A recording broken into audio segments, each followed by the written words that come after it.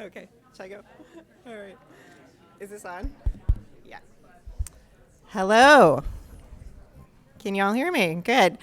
Hello, welcome to Data and Society. My name is Janet Haven. I am the Executive Director here at Data and Society, and it is my sincere pleasure to see all of you here tonight. I'd like to welcome you to our Databite tonight featuring Yeshimabeit Milner, the founder and executive director of Data for Black Lives. Before we begin, we like to find out how often people have been to Data and Society. How many of you have been here before? Raise your hand. Great. And how many of you are visiting us for the first time? Oh, lots of people. Great. Okay. So for those of you who don't know us yet, we are an independent nonprofit research institute. We are focused on the social and cultural issues arising from data-centric technologies and automation. Right now, our researchers are looking at issues such as disinformation, AI, algorithmic accountability, health and data, labor futures. And if you're here today, you belong in our network. For invitations to future talks and events, please see our events team who are back here. Guys on the events team, can you raise your hands? So you can contact them if you'd like to be added to our mailing list. Our Twitter handle is @DataSociety. Tonight's hashtag is Databites, and our website is datasociety.net, and it's just been relaunched, and it's very beautiful. So quick info for our in-house audience tonight.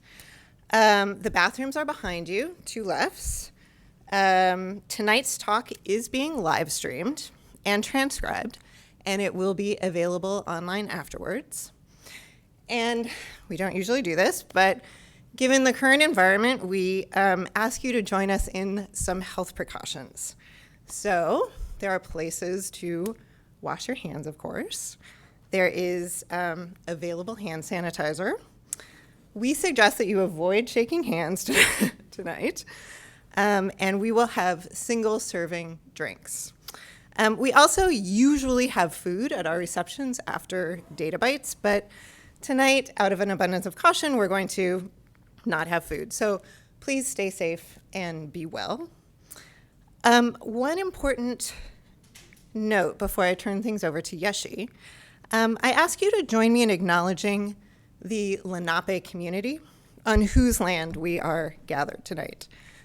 We acknowledge the exclusions and erasures of many indigenous peoples, including those on whose land this institution is located.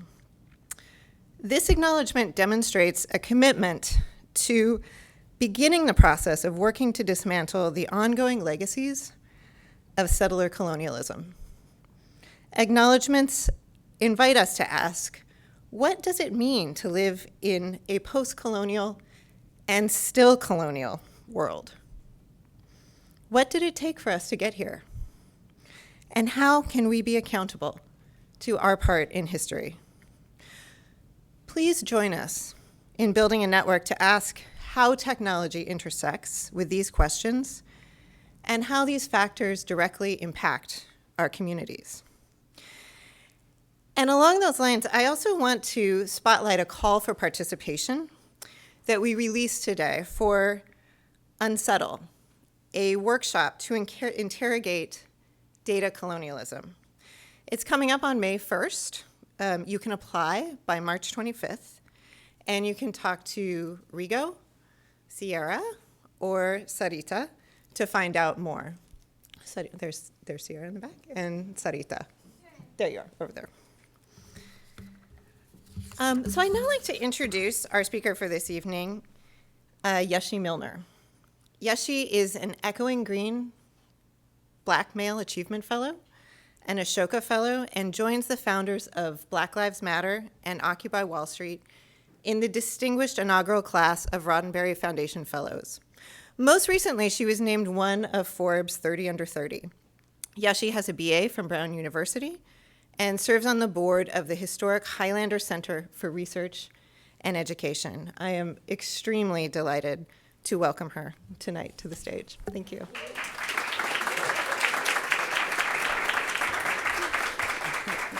Thanks, Janet.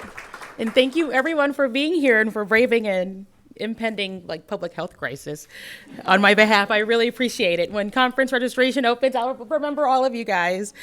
Yeah, thank you so much, Data and Society team, CJ, Rico, Sam, everyone. This is my very first public Abolish Big Data talk in New York City, and there's no place I would rather do it than right here. So about Data for Black Lives. Data for Black Lives is a movement of over 4,000 scientists and activists committed to harnessing the power of data and technology to make concrete and measurable change in the lives of Black people. And Data for Black Lives began with a vision, my vision, a bold, ambitious, but very possible vision of changing the role that data plays in society, in public life, in the lives of historically oppressed people, and in particular, the lives of Black people.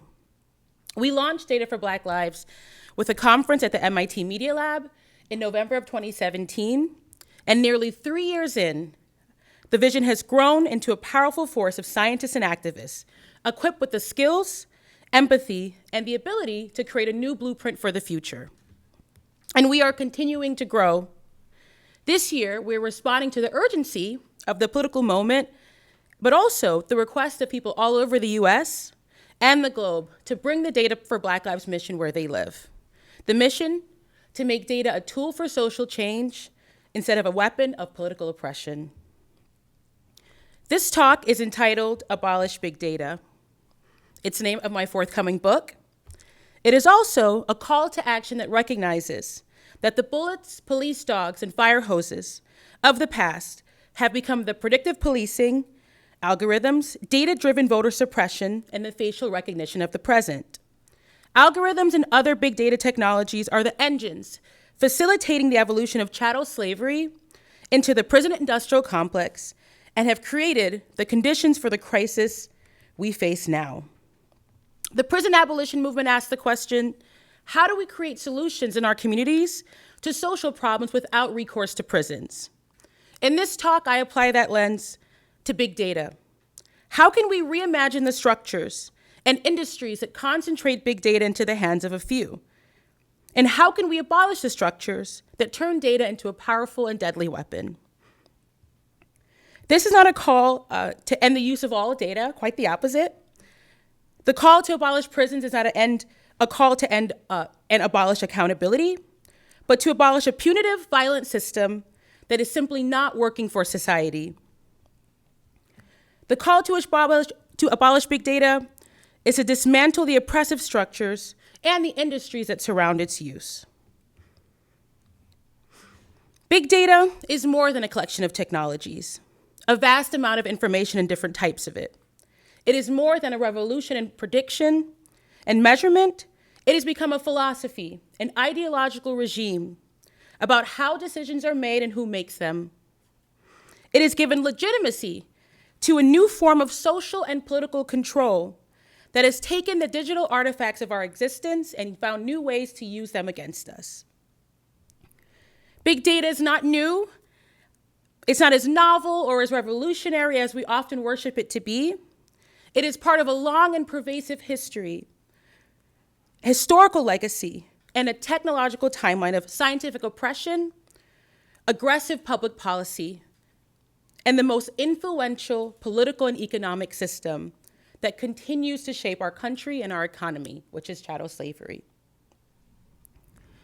I believe today what we face and what we must name is a data industrial complex, where zip code is destiny, debt becomes a ball and chain weaponized by complex and obscure financial systems, where data is a strategy to rob people of political power by manipulating elections, a system and culture where persistent, archaic, and racist notion of risk persist, narratives more powerful and impenetrable than any prison cell that's ever been built. Data for Black Lives was founded on the belief that we have an opportunity with data to abolish, reimagine, and recreate new structures of knowledge production, new forms of decision-making, and new ways of relating to each other. The possibilities for this are infinite. Because of the enormity of the threat, which is scary and unprecedented, the discourse has been very negative and fatalistic. But this does not reflect the agencies of our communities and our movements. We don't want people to give up and get overwhelmed. We want to create alternatives. Once again, to abolish big data in the most simplest terms means to reject the structures that concentrate the power of data into the hands of a few, and instead put that power into the hands of people who need it the most. The possibilities of that shift became very clear to me at a young age. I learned to collect, analyze, and use data as a high school student because early on I realized that alone we could be ignored, but that there was power in a number. When students at a nearby high school organized a peaceful protest after a school administrator put another student in a chokehold, it made national news, but not in the way that young people walking out over gun violence or other forms of civil disobedience would today. I'll never forget seeing footage of SWAT teams flooding into the school, of police shoving the small frames of students I grew up with against police cars. On CNN and on local news, like shown here, the headlines read, "Riot at Miami Edison Senior High School." I knew that unless we found new ways to be heard, to disrupt the narratives that facilitated this level of abuse, my future and the future of many other young people would be at stake. When we were turned away from public hearings at the school board and totally dismissed by administration, we hit the ground running. We surveyed over 600 students about their experiences with suspensions and arrests in schools, and we turned the findings into a comic book. For many of the young people we surveyed, this was their first time ever being asked about their experiences. For them, they thought that not having a school ID or getting suspended for having the wrong color t-shirt under their uniform meant that they were a bad kid. But they did not know that, what we were facing was a statewide problem, it was a national problem, and it was called the school to prison pipeline. And most importantly, that there were young people in the city who are working to change that, to shift that with something called restorative justice. 4 years later, I returned to Miami after college with a renewed sense of purpose and an arsenal of skills in data science and data collection and research that was urgently needed. I went to Brown, and I see some of my Brown classmates here. We had open curriculum, so that you could just do whatever you wanted, and I took full advantage of that. But I said, okay, how can I get as much skills as possible, and how can I bring it back to Miami? And I had an opportunity. I was asked to come back to lead a campaign at the same organization, Power U, but this one was on reproductive justice. Folks in the community saw that there was a crisis happening. Black babies were 3 times more likely to die before their first birthday than white babies. And even though at that point in 2012, 2013, it's shifted a little bit now, there was very little research on this phenomenon around Black infant mortality, the fact that the infant mortality rates had, decreased for the past 50 years, but that disparity had stayed the same. Moms in the community knew, families knew that. In particular, when you go into the hospital, people were experiencing things like the overuse of procedures like C-section and the aggressive targeting and marketing of infant formula, just in addition to a whole host of bedside practices that made going to give birth a very kind of like violent and racist experience. But without data, and in a political climate like Miami, community was totally ignored. So with a small team of moms, I surveyed 300 women and families about their experiences giving birth in Jackson Memorial Hospital, which is our public hospital and the largest public hospital in the country. And we weren't able to bring 300 moms into the boardroom with us once we got to meet with the hospital CEO and the staff, but they couldn't deny the data that we collected. A campaign that would have taken years to win, we accomplished within months. And today, the lives of hundreds of thousands of mothers and babies have been impacted by the changes made in the hospitals that we fought for. But in all of these experiences, whether it was growing up or what we were facing with this campaign, I realized that we weren't just fighting institutions whose policies and practices sought to undermine our lives, but behind those policies and practices, what justified and endorsed these civil and human rights abuses were narratives. Narratives grounded in data that must also be abolished while we do the work of dismantling the power structures that perpetuate them. Perhaps the most harmful narratives surround the notion of risk. The very first time I heard the term at risk was actually in the 4th grade. Another student, and coincidentally, as we worked in our school's computer lab, told me that she was at risk. You know, immediately just hearing the word as a 9-year-old, like, elicited this sense of fear in me, like, at risk of what? Are you okay? What's going on? I asked her what she meant. She told me that she was enrolled in an after-school program for at-risk students, for kids who were at risk of joining a gang or having an unwanted pregnancy, of dying early. She liked the after-school program, and it was as if the lack of funding at our under-resourced, predominantly Black school offered limited options, not just for the extracurricular activities that were possible, but also for the kind of lives and for who we could become as people. And this was a self-fulfilling prophecy, right? You know, I survived the school to prison pipeline, but many of my peers did not, as they had to fight to overcome the material circumstances of their life, in addition to the weight of these narratives. And so my question is, you know, how does this word risk, right, which is used, you know, first used in actuarial science and in business, become applied to a whole generation of young people then, when I was growing up, and now? But, you know, this is one of my favorite forms of machine learning, used to power autocorrect and word editing and synonyms in most text editing softwares. And in this, we see connotations of risk, right? Danger, jeopardy, probability, gamble, hazard. But again, how do these words become used, and not only used, but operationalized through policy that affected young people like myself and my friend? And you know, there's a historical basis for this, right?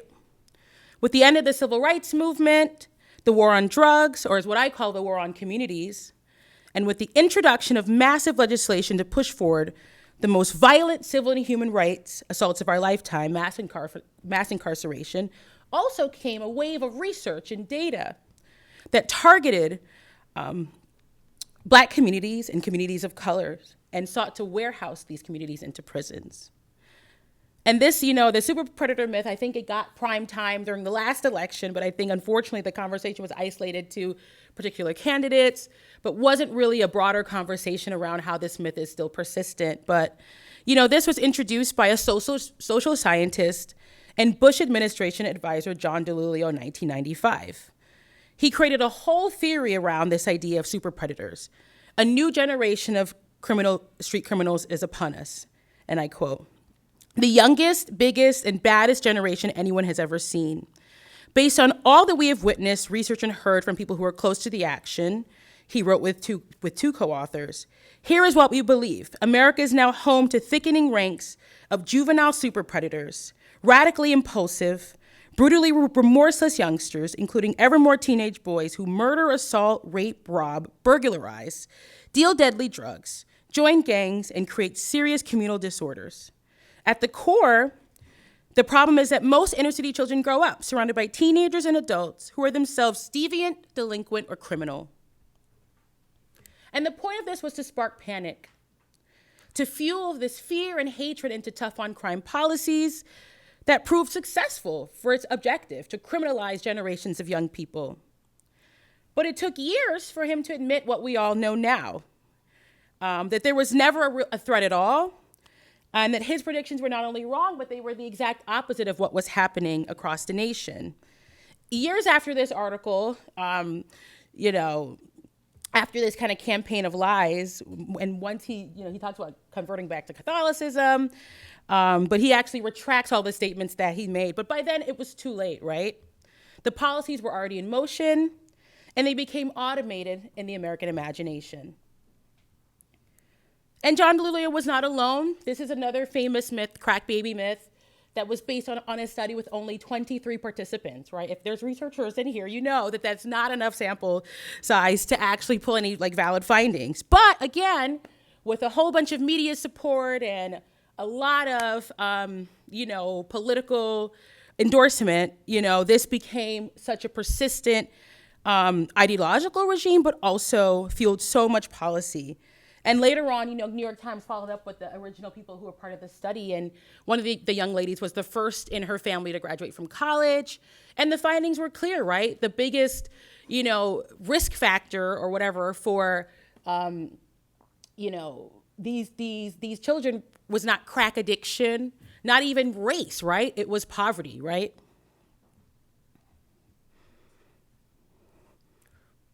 And there's also this welfare queen myth that has been used to totally privatize and dismantle our social systems. Meanwhile, we know that the real welfare queens are ones who benefit more, are the corporations who benefit more from government subsidies than any individual representatives and recipients combined. But so in the age of big data, unless we are aware of this history, we risk repeating it. And I think that's a much more appropriate term of the use risk. But before we can talk about algorithms and these specific big data systems, we have to tell the origin story of big data.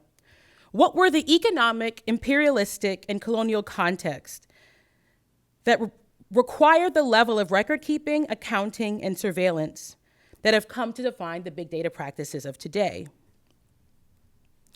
Contrary to popular belief, slavery was not the antithesis to business innovation, and much of what we know about scientific management science, and finance does not come from the factory floor, the railroad, or the steam engine. The big data systems we are familiar with today used to control, surveil, and enact violence to maintain power structures and ensure profit on a global scale originated during slavery. In the 1600s and 1700s, the Dutch East and West India Companies were the largest commercial enterprises in the world, with thousands of ships, hundreds of offices and employees all across the Americas and Asia. The VOC and the WOC's operations were mirrored all over the Atlantic and brought to the US. In proportional terms, they were wealthier and more powerful than Apple, Google, and Facebook combined. These companies pioneered colonialism, created the blueprint for globalization, and developed new data practices required to maintain this massive operation. And although this history has been largely erased and ignored, these sophisticated big data practices predate the analytical tools that we use today.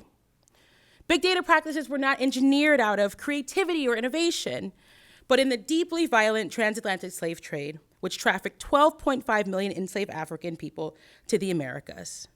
In a great book that I think you guys should all read, Dr. Caitlin Rosenthal writes, she wrote, Accounting for Slavery, Masters in Management, that planters' control over enslaved people made it easier for them to fit their slaves, enslaved African people, into neat empirical rows and columns. The abstraction of catastrophic loss of human life and the necessary torture required to maintain plantations was needed to serve the owners who were removed from the daily abuse of the literal rows and fields of the cotton, sugar, and tobacco plantations they owned. Data moved up and down hierarchies, akin to the ways in which CEOs and boards today are responsible for, but never accountable to the violence that they inflict. Big data was necessary to distance oneself from the gore capitalism and violence of slavery. So these are actually standardized reports that were used on a daily basis and are really reflective of the record-keeping practices of the Dutch Empire and can be seen in other countries. This is actually from a plantation called Hope and Experiment in British Guyana, where my family is from and were enslaved. And it really hits home because of how close it is to me, but also how just eerily similar it looks to some of the charts and maps and the documents that we use today. So in it, there was one line for each day with columns for the many different categories of enslaved women, men, and children. And they include in the field, watchmen, house servants, carpenters, invalids, runaways. And children's labor was actually very much essential to the operations of the plantation, and their role justified by the brutal logic of capitalism. And I quote one slave owner, the hand of a Negro child is best calculated to extract wheat and grass. This daily process of dehumanization was deeply numerical. And below these monthly abstracts were literally below this were ideal reports for livestock. The Negro account and the livestock account use the same methods of taking an inventory, calculating increase, decrease, purchase, sale, birth, death, slaughter, with very little difference made for man, woman, child, oxen, goat, and cattle. But the most necessary form of accounting was in the wielding of information as a weapon to create fear, distrust, and to neutralize collective action amongst enslaved people.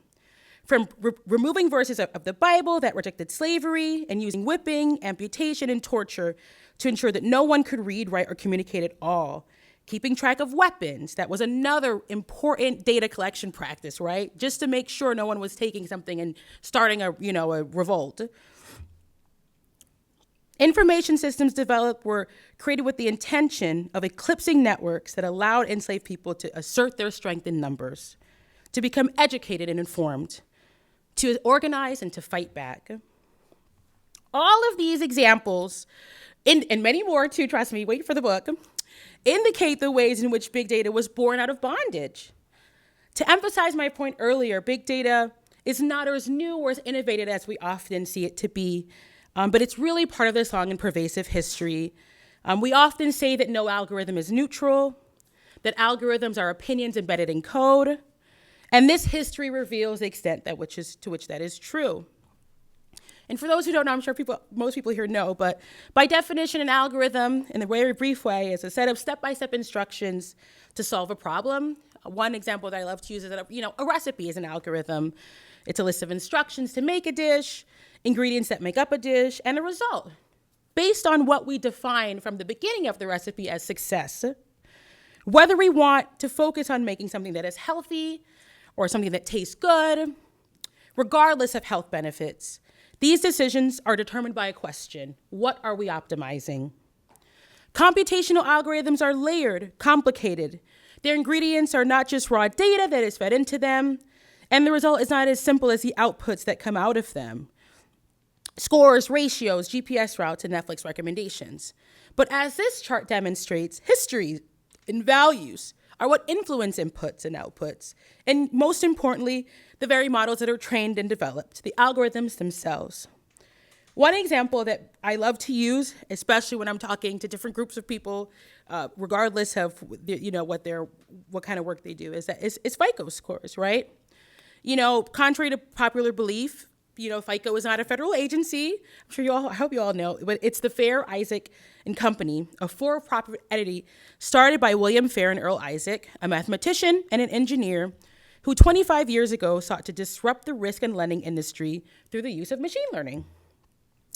The inputs to the FICO algorithm, as we are told, are the amount of debt we have, the percentage of missed payments, et cetera. And this information, our data, is provided through the collusion of data brokers, Equifax, Experian, and TransUnion. And that is fed into this FICO algorithm, and we get our score. And while we are told that certain behaviors and financial characteristics make up our credit scores, we're never really able to verify, because FICO is a proprietary algorithm, a black box devoid of transparency, with the purpose of displacing accountability away from these for-profit companies that profit from our data at will and at our expense. And FICO scores reflect the ways in which algorithms hold tremendous power over our lives. Right at this very moment, I know students who will have to drop out of school because they can't qualify for subsidized student loans. People struggling to afford rising public transportation costs here and all over the country because they can't afford subprime car payments and affordable transportation.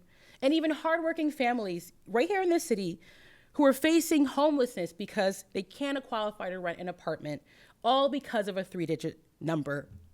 And these three-digit numbers will increasingly decide whether we should get hired for the job, and even someday, if we do not resist, whether or not we have the right to attain citizenship or be deported. And while it is in violation of federal law to deny people housing, employment, and education based on race, you can't sue an algorithm. And private companies like FICO, who I must also mention, it is in their best interest to make sure that some people have low scores and some don't, argue that their algorithms don't discriminate. They say nowhere in their algorithm or in their inputs is race a variable. But we know that based on the history of this country, how our neighborhoods and municipalities are organized, you don't need to use race as a variable. With redlining and segregation, the legacy of slavery, one of the many legacies of slavery, have made zip codes proxies for race. Only several generations after slavery, over 6 million African Americans left the South for the industrial centers of the North, Northeast, Midwest, and West Coast of this country in what was known as the Great Black Migration. As Black people contributed tremendously to the growth of the manufacturing industry and to the culture and politics of metropolitan life, our federal government responded through policies that sought to institutionalize racist sentiments and permanently entrench Black communities in a caste-like status. Policies that were foregrounded in the most essential part of economic mobility, home ownership. In 1933, as part of the New Deal, the Homeowners Loan Corporation developed a grading system that deemed some areas desirable while others hazardous. It did not matter that federal law had ruled that racial zoning was unconstitutional at that point, but the creation of security maps and the redlining of Black communities encouraged the practices of real estate boards, neighborhood association, and white mob violence that made it impossible for Black people to own homes. According to N.D.B. Colony, a historian, neighborhood grading during the 1930s was hardly a science. But the program's scientific trappings helped turn popular racial knowledge into real-world consequences. And this is a map of Miami, where I'm from, and according to the NCRC, 74% of the areas that were deemed hazardous, given a D grade, in 1933 remain low-income, under-resourced, and neglected communities of today, and over-policed, I might add. So zip codes created in the 20th century to organize the country for the Postal Service have actually also become artifacts of this history, extending the shelf life of racist public policies of the past. And I hope you all are familiar with this amazing study by ProPublica, where they looked at how zip codes were essential to the insurance industry's predatory practices, where someone living in a commercial area downtown Chicago, where there's actually more crime, and driving a sports car, which is more risk, again, according to that, the actuarial term, were paying hundreds of dollars less in car insurance than families in working class communities in Chicago's South Side, Black and brown communities, although they had less expensive cars and crime was less prevalent. And if you look at a comparison of the Hulk maps and also the purple where the price is higher and more concentrated, the comparison is actually startling. And another example, there's so many examples of how zip codes are proxies for race, but I think I like to always talk about zip codes in particular, because that's one thing that we often use in our research. And I invite folks to really think more critically about it, because it really shows, again, not just present discrimination, but historically how that's played out. But again, beyond zip codes, there's other examples of how big data perpetuates racism without racist. It's no surprise that the risk assessments courts are doling out are giving longer sentences to Black youth with no prior convictions than white career criminals, as this ProPublica study demonstrates, another one that studies the Compass algorithms, when companies like Compass use these questions to determine risk. So some of the questions on this Compass questionnaire that people fill out, that's fed into the algorithm, are, how many of your friends and acquaintances have ever been arrested? Were you ever suspended or expelled from school? How often have you moved in the last 12 months? Or indicate how much you agree with this statement. Does a hungry person have a right to steal? So my questions are, who's incarcerated in this country? Who's disproportionately suspended? who overwhelmingly faces housing insecurity and homelessness. And I mean, according to this algorithm, I should be in jail and sentenced and spending time and not actually giving this talk to you all today. So for this reason and many others, I really assert the call to abolish big data, to reject and dismantle the structures that concentrate the power of data into the hands of a few, and to put the power into the hands of people who need it the most. The refugee, the activist, the most vulnerable, and the least powerful against the enormity of what we are facing.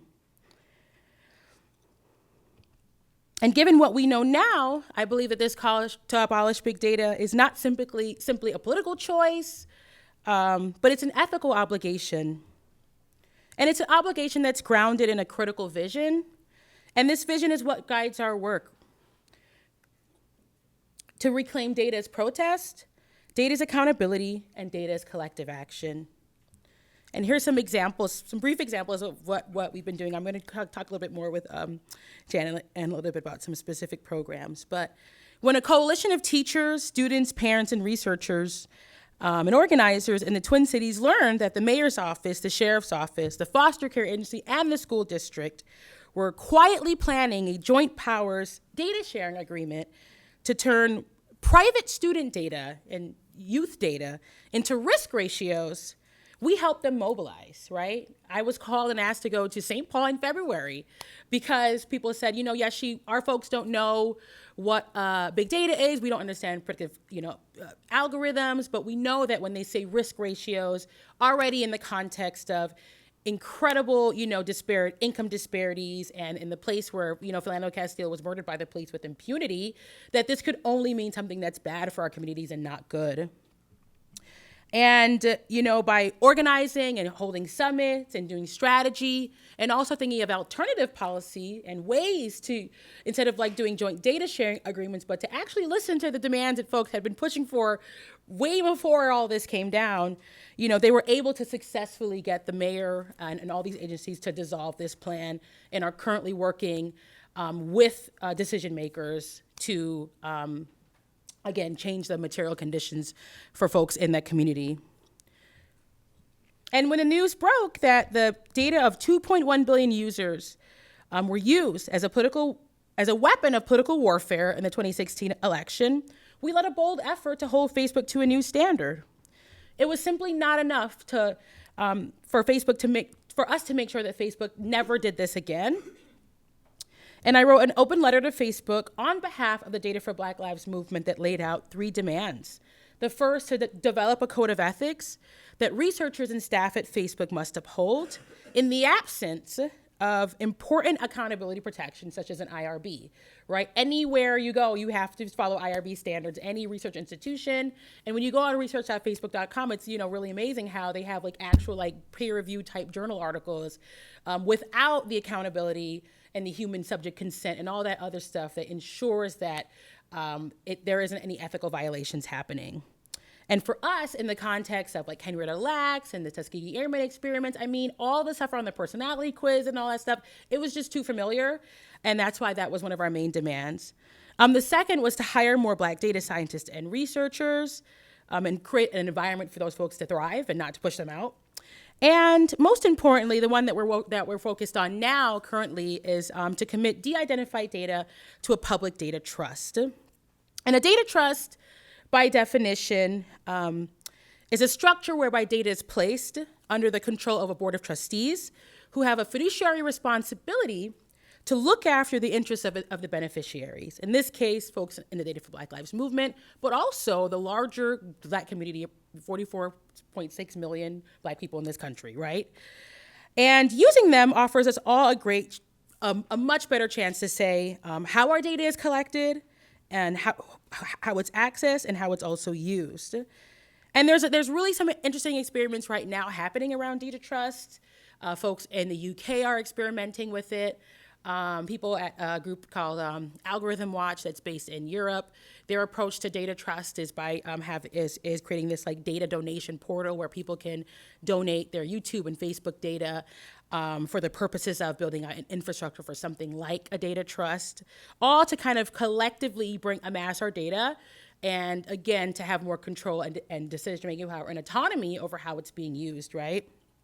And, for us, when we hear things like, like these genetic testing companies are like, we need more Black people's data, so we're going to go on a full-on campaign to make sure that we get folks to sign up for these 23andMe tests to sell it to places like GlaxoSmithKline and other pharmaceutical companies. And while we also have groups of people who are doing research on breast cancer, sickle cell, and other really important health research areas that are underfunded and under-resourced, these are the kind of places that we see ripe for a data trust. And of course, when I made this demand for Facebook to hand over their data, our data for public use, I knew that wouldn't happen, at least not immediately. Our data, the data that they've amassed of 2.1 billion users is their bread and butter, right? That's how they make money. That is how Facebook is a free platform. But when I made this demand, I wanted to push into the public imagination this idea of what is not only possible, but what we should be expecting of these big tech companies, and the fact that they are not totally, even though they've amassed extreme immense amounts of capital, we also have power and we have to exert that. And so in May 20th, in this this upcoming May, we're actually going to be convening people to really build out what our data trust will look like, thinking more deeply about data governance, and also creating a blueprint for how this data is going to be collected, but also how we're going to be using it amongst our network. And what's the vision for this blueprint? What's the whole point of this?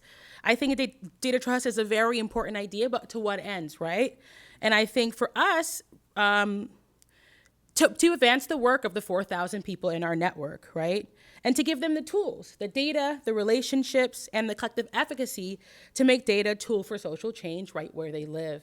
And another program that we launched this year is our Hubs program. And we had piloted this program last year in Washington, D.C.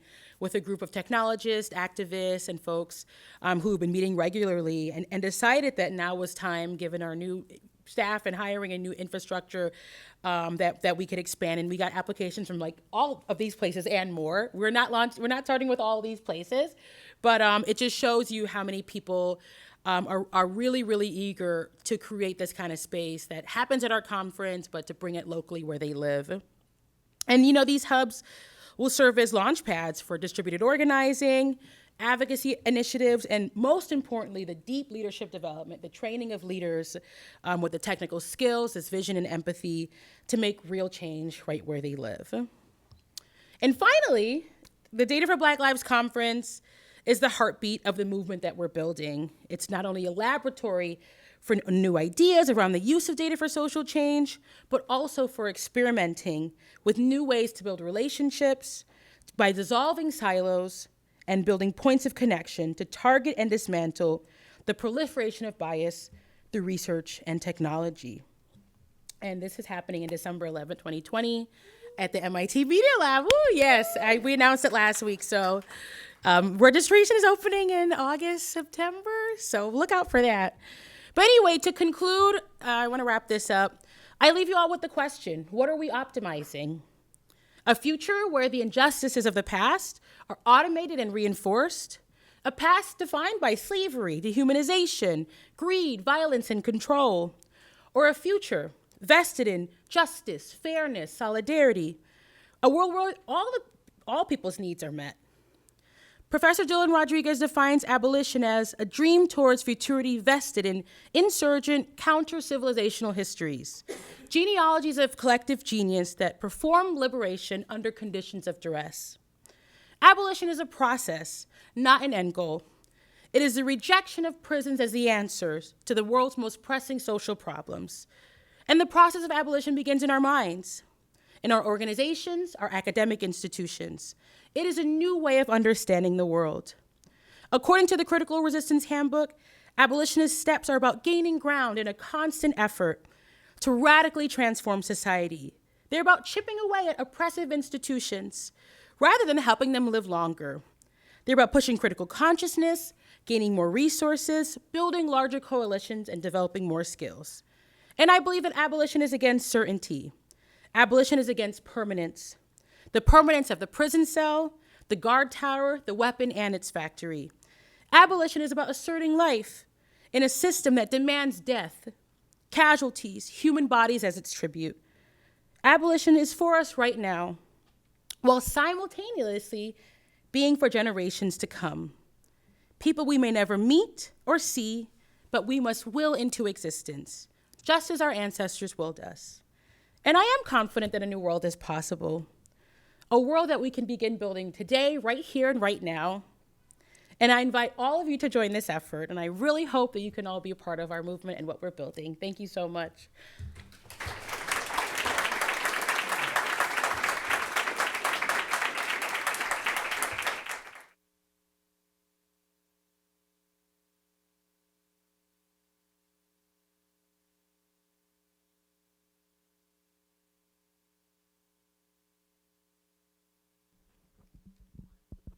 Okay.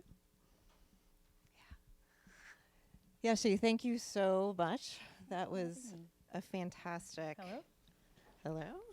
Not sure if we're on. Okay. That was a fantastic call to action. And I would like to just go back to a point you made in the middle of your talk about history and values and how important it is to understand data-driven technologies as informed by history and values, by when data is collected, where it's collected, who it's collected about, and who is left out. And I just wanted to give you a moment to talk a little bit more about that point, because I think it's so central and so such a powerful thread through all of your work. Can everybody hear me? Okay. I'm loud and I project anyway. Yeah, thank you. That's a great question. I think, you know, when I started Data for Black Lives, like so much of my work was actually going back and like reading history. And I mean, we went to Amsterdam and like went back into archives and really learned more about just the evolution of big data from colonialism into what we see now. But I think, you know, especially in the context of the United States of America, and in the example of zip code, right? Like we really see how something that that was used to organize the country around, for the Postal Service has become a way to codify really deep and really persistent and often violent histories that surround housing and that surround exclusion and are actually used in some places to even define who's what race, right? When I went to Miami and I did a similar talk, in neighborhoods where there were foreign-born people, according to what the history said, people who were Cuban were defined as either black or as being white, depending on what neighborhood they lived in, regardless of their, complexion or their lineage or whatever, right? And that has persisted to this day. And I think in the current, there's a lot of current examples of how that also plays out. We see so many algorithms and automated decision-making processes that, a lot of, I think, researchers and scientists before would believe were like neutral, that, they're devoid of history, but I always invite people to kind of take a step back and to say, what's missing here? What other questions do I need to ask? And like, what is this underlying history that is being reinforced through these algorithms? And again, just because a technology is new doesn't mean that it's innovative, and it definitely doesn't mean that it's like beneficial to society. And I think that's also the case with like facial recognition. And I mean, the examples go on and on and on and on, but that's why when I do these presentations, I use that chart that we made at one of our early retreats, where in addition to the inputs and outputs, there's this big history and this question again of what are we optimizing, right? That's such an important part of the data science process, and I think it must be an important part to our everyday practices, whether we're activists, scientists, whomever. So, great, thank you. So I want to go back to the call for action that Data for Black Lives put out in 2018 following the Cambridge Analytica scandal, and that you talked about a bit here, where you asked Facebook to do several things. And one of those things, as you talked about, was to commit to a public data trust. And I think that's, as is often the case, Data for Black Lives is out in front. I think that conversation now around the creation of data trusts has spread to a lot of different communities. And yet it's still a really difficult concept, I think, for people to get their heads around the governance of it, how it would work in practice, exactly how people would use it. And so I was excited to hear that you're planning an event in May to talk this through in really concrete terms. So I wondered if you could preview that May event for us a little bit and talk about what you think is needed to put that idea into practice. What actually needs to happen from a practical sense? What are you looking for? Yeah, that's a great question. And, we've done so much like internal study as a team to like look at existing examples, knowing that the data trust that we're envisioning, or the one that we needed for this context, is going to be different, similar but different in a lot of ways. And there is that one piece around the technical aspect, like logistically, what does that actually look like? Where would the data live? Like, what would the actual contracts or trust law? So much of data trust right now is based on actually 14th century trust law, which is, if you're interested in that, go ahead, please look it up. But obviously for us, we're conscious of history and what we're building on, and how we're thinking about our work moving forward. But yeah, I think in addition to that technical and logistical aspect, for us, it's what is the advocacy aspect, right? What part of the data trust needs to be about the political action, the advocacy, and the self-determination piece, right? We imagine okay, let's say that, what would it look like, for example, for us to replicate what folks in Germany did around what was called Open Schufa. Schufa is the name of their kind of FICO credit score algorithm, where they literally asked people from across Germany to submit their reports, their credit reports, for the purpose of amassing it into this big data set and then pulling findings to better understand discrimination. Unfortunately, the data set that they got was quite homogenous, and they weren't able to recruit enough people of color to actually really totally understand it better. But for me, thinking as an organizer, what would it mean to go door to door and talk to folks in communities and say, hey, this is what we're working on. This is what a FICO score is. I'm sure you know about it because you're impacted by it. Help us amass this big data set for us to better make decisions, right? Or it'll look like this other advocacy piece, which is, making demands of companies like Facebook or Google or 23andMe, or, these big, multinational corporations that have amassed large amounts of data and have been using it for not so positive purposes, all the way to the point of, with Facebook totally weaponizing that data to change the entire political landscape and create the one that we are currently sitting in. So, there's different aspects. And that's why for us, we're bringing together people who are really on the front lines of thinking about the legal, technical, how do we actually make something de-identified? Is that possible to anonymize data? To also folks who are working in health and activism, who will be really the ones using this data. So stay tuned. At our conference in December, we're going to have a whole panel talking about data governance and exploring for what that means to us. And even just take a step back, we had a whole conversation about what does governance mean, right? And for me, this last year, I got a chance to spend a lot of time going into Chiapas, Mexico, and learning from the Zapatista communities, which I learned about when I was growing up in high school and learning how to be an organizer, where, in 1994, a group of indigenous communities came together and protested NAFTA, which was the legislation that kind of pushed forth this whole and fortified this whole era of neoliberalism, right? It was as if they knew that what was coming, right? They could foresee what was coming and how this worldwide legislation would totally change their lives and folks all over the world, right? And for them, their response was to create autonomous communities, which are still in existence today. So maybe, it's not possible in the US context to do something like that, but how do we think differently about governance? How do we think critically about self-determination? And what does that actually look like? Is that possible? I think so. Okay, I'm going to ask one more question, building off of what you're talking about, that is the idea of governance and what are the different mechanisms for governance. So going back to the call for action in 2018, Data for Black Lives also called for, again, out in front, a data code of ethics. And I think since 2018, we've seen that idea picking up and gaining momentum. We've seen normalization of it, but we've also seen pushback on the idea that something like a code of ethics can deliver just outcomes for our communities. Right. And so I'm curious where you are on thinking about codes of ethics as a powerful governance mechanism, what they can do and what their limitations are. Yeah, I think that's a good question.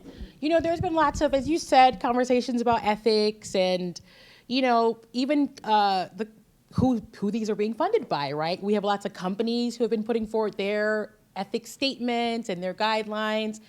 And I think for us, the way that we first practiced this idea of building a code of ethics at our last conference, we actually created like an installation where we had people, we first asked ourselves, like, how do we actually build a code of ethics? Would it make sense to, rent out a room and like have people come together and create a whole like consensus process? But I said, okay, at our next conference, let's have an installation where we have people write and reflect on what it means for them, what ethics means for them, but also what they commit to and what they demand, right? And so we built a cube, and maybe for folks who came, you remember this. On the outside of the cube was "we demand," and on the inside was the phrase "we commit." And people wrote out what they demanded and what they committed to. And I think that was a really important practice for us, again, to kind of build an understanding within ourselves of what we as a community, are, again, holding as demands and what we're committing to. I think for us, in terms of like these larger conversations around code of ethics, yeah, I would agree. That's a cog in the wheel of a larger strategy of like holding these big companies accountable. It has to be paired with, movement building to then make sure that that's being actually fulfilled and enforced and materialized. Otherwise, it's unfortunately just like a piece of paper or some values and principles that don't really matter. So, yeah. Great, thank you. Okay, so we'd like to open it up to everyone to ask questions, and we can bring you a mic. So if you have a question, please raise your hand, and we will bring you the mic.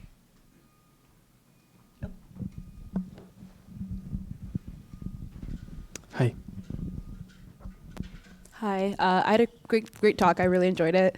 I had a question about, because you were talking a lot about data governance and sort of who's in control of the data and how the data is sort of stored and manipulated and organized. And I'm curious if you also had sort of something to say about just when collecting certain forms of data or certain types of data can actually just be fundamentally harmful, or when data needs to be deleted. So I'm curious if you guys have like thoughts about that, especially as it connects to data for Black lives and how collecting certain types of data could just fundamentally be harmful, and how that conversation changes in that context. Definitely. Are we gonna make more questions, or should I answer? Go ahead. Oh, okay. Yeah, I mean, there's some data that should not exist, right? I think, I mean, when I say that for far too long, Black communities data has been weaponized against us, also like surveillance apparatuses, right? Should I talk about this? I had a whole conversation with Manhattan's DA about this open data portal they were trying to make live, and I was like, well, you guys, maybe you shouldn't make all of this data available, because private companies, for example, instead of just like advocacy groups, loosely defined, will go onto these open databases and find a way to create apps or do whatever and make money off of them, which will be double jeopardy to the people who are already have faced incarceration or whatever based on this data. So, I think there's a lot of different cases, right? And I think for us, we err on the side of, how do we make sure that, obviously when we're thinking about a data trust, the focus is,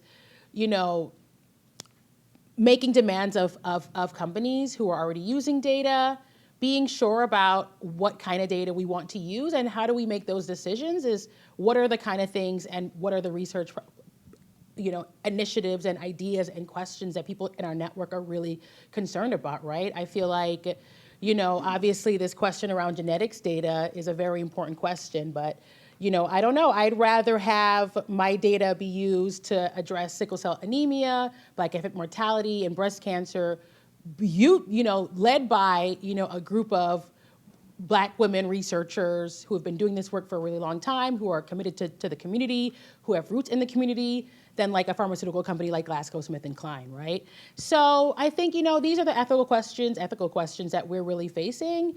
But I think, again, for us, the focus is, how do we give people the tools, whether it's young people, like in my experience, to collect their own data, to be in charge of that, to know how to use that, to know how to protect that for the purposes of their communities, right? But yeah, there's so many different ways that data can be weaponized, and I think as we push forth in this governance conversation, that's a question that we'll continue to grapple with.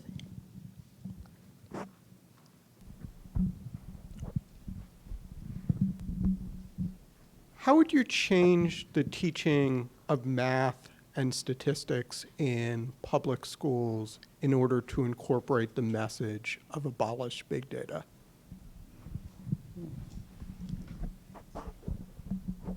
That's a really good question. You're gonna have to wait for my book. I'm kidding. No, I mean, look, like I became really good at data science by having to fight for my life, right? By having to collect data to uplift, the extreme civil and human rights abuses that were happening in my school. That's how I became really good at this, right? Yes, I went to Brown and I learned more about it, and I, I was in an IB program, and I was doing advanced calculus. That was great, but it really I didn't understand it until I was using it for a purpose that was benefiting me, but most importantly, other people in my community, right? We've had conversations with my co-founder, Lucas, who's getting his PhD in math, about how we should change calculus education, right? I think, we had a whole panel at our last conference about math education and how math education in this country really, if you look at the data around math education and you also look at his history behind it, there's been a lot of, again, weaponization of curriculum. There's been a lot of exclusion, but also tons of opportunity to do really, really important social justice type work with young people. But yeah, I have a lot of ideas around that. I think, but I would have to say, first and foremost, making sure that we're not suspending students for no reason, that we're creating schools where there's restorative practices and non-exclusionary disciplinary policies, and where there's opportunities for everybody to learn, where we're funding schools, where we're not shutting down schools, and also finding curriculum that is beyond culturally responsive, but that's also empowering people with this knowledge, right? Versus making it folks feel like this is math, it's hard, only a small cross-section of society is good at it. No, so at the very least, yeah.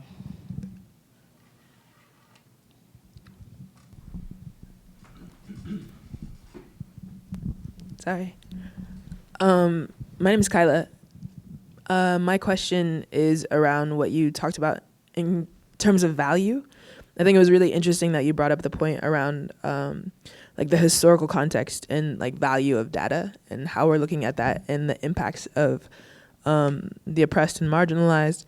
And my question is around equity in the interim of this path that we have towards abolition, and whether or not you think there's space for a shift of ownership when it comes to data, when it comes to the profit around data, and what do you believe is necessary for our communities to know to be able to champion that type of equity and ownership? That's a great question. Yeah, I think that's a great question. With the data trust idea, people have been saying that that's a good ownership avenue because some examples of data trust involve people actually pooling their data and being able to profit, or maybe their individual big data sets and being able to profit.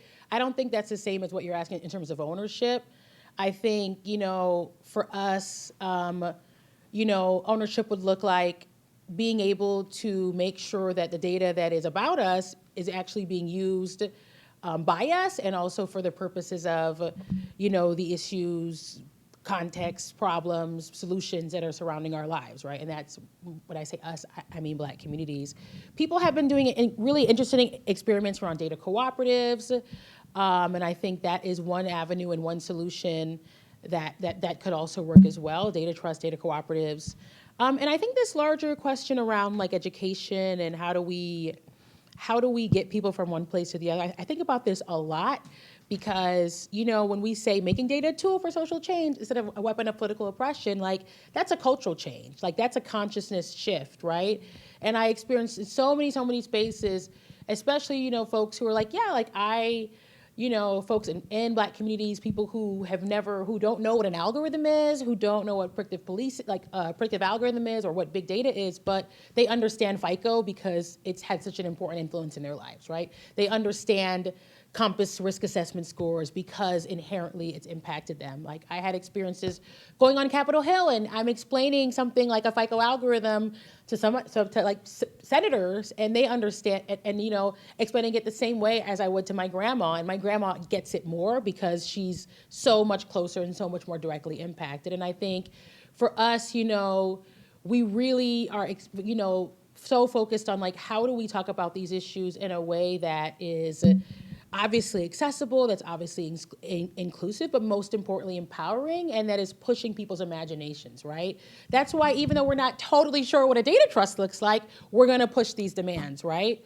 Because that is what takes people from, oh, like, my data is being taken and used in an election, all the way to, okay, wow, this is how we can actually flip the script and do something totally different and make this about empowerment and make this about autonomy and self-determination. And I lost my train of thought about what else I was going to say. But yeah, this is why we kind of do this work, and this is why, public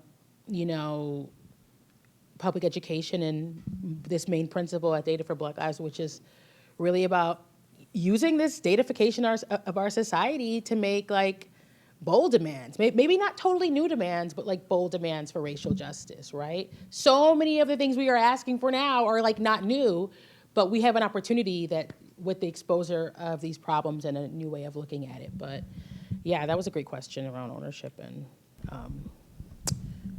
equity. Do we have time for one more question? We'll take one more and then we'll go into reception. Good evening. So I think sharing your story is one powerful way, but do you have any other suggestions for how we can increase the ranks of Black data scientists in the world? Yes, definitely. I'm excited about, folks who come to our Data for Black Lives conference and then them being like, I have now decided to become a data scientist. And I think a lot of that is possible because of the, presence of free boot camps, like Resilient Coders and Boston. I'm sure there's an example here, free boot camps, because not all some of these boot camps have left folks in, like, extreme debt, and they're kind of predatory.